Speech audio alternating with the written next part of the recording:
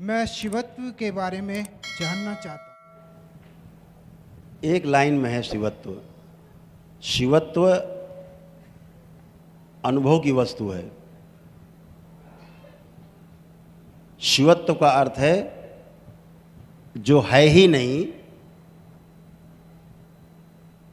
जो क्रिया में नहीं है, अक्रियाशील है, और अक्रियाशील होते हुए भी सभी क्रियाओं का आधार है, वही शिवत्व है। गुरुदेव, जिन्हें शिवत्व का ज्ञान नहीं है उन्हें एक दिन की प्रक्रिया में शिवत्व को उपलब्ध कराया जा सकता है।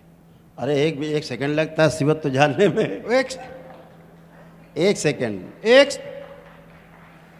प्रक्रिया के लिए अभी देखो, दिखाते प्रैक्टिकल देखो, प्रैक्टिकल। आंखें बंद करो, माइक दे दो, आंखें बंद करो। यही शिवत्व है।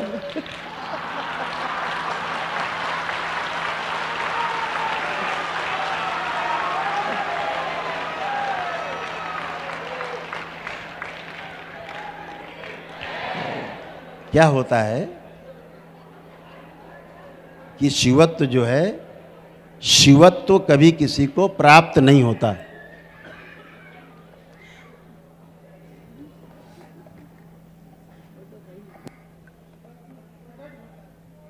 हम शिवत्व से नहीं हैं, हम शिवत्व में हैं।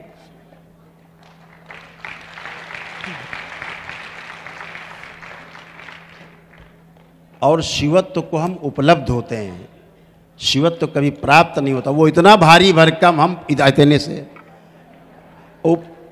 प्राप्त कर लेंगे तो क्या होगा? तो हम स्वयं उसको उपलब्ध हो जाते हैं। यानी बूंद सागर में विलीन हो जाती है और सागर बन जाती है, हैं? यही शिवत्व है। बैठिए, बैठो, खुश रहो। बहुत सुंदर सुंदर प्रश्न पूछे, बढ़िया बात है, अच्छी बात है।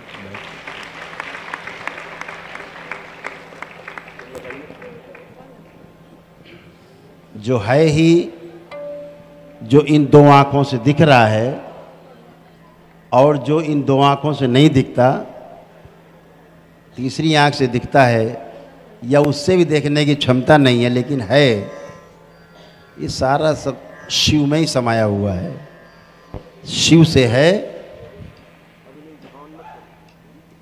शक्ति, शक्ति के बिना शिव जो है वो 100 के समान है। अभी ऊर्जा निकल जाए शरीर से, मुर्दा पड़ा हुआ है। शिव 100 के समान कहा गया, अर्थात बिना शक्ति के शिव नहीं समझ में आते। आपने शरीर धारण किया है तो अपने को प्रमाणित करने के लिए शरीर धारण किया है। जब तक आपको ये शरीर नहीं मिला था, आप कहाँ थे? हवा में। आप अपने आप को किसी के सामने प्रमाणित नहीं कर सकते। सिंपल बात है। तो हम अपने को प्रमाणित कैसे कर पाते हैं? जब हमें शरीर मिलता है। तो जीवन अपने को प्रमाणित करने के लिए शरीर धारण करता है। और यदि शरीर ना मिले तो जीवन अपने को प्रमाणित नहीं कर सकता। इस बात को समझना है। तो शिव और शक्ति अलग अलग नहीं है, एक ही है। जैसे एक सिक्का है, इधर सन उधर मक्खी बोलते हैं, हेड एंड टेल बोलते हैं, ऐसे शिव और शक्ति है। दोनों एक दूसरे के बगैर नहीं हो सकते।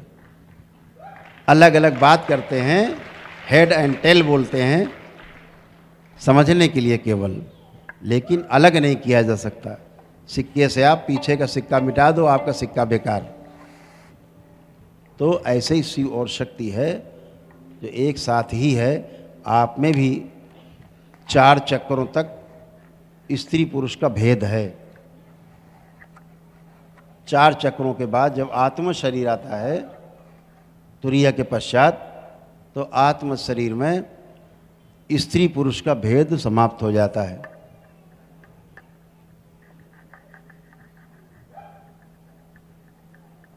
तो ये जो भेद है जब तक दिखता है तब तक हमें शिव और शक्ति अलग अलग दिखाई देते हैं, और जिस दिन ये भेद समाप्त हो जाता है उस दिन आपको परमात्मा का साक्षात्कार होता है।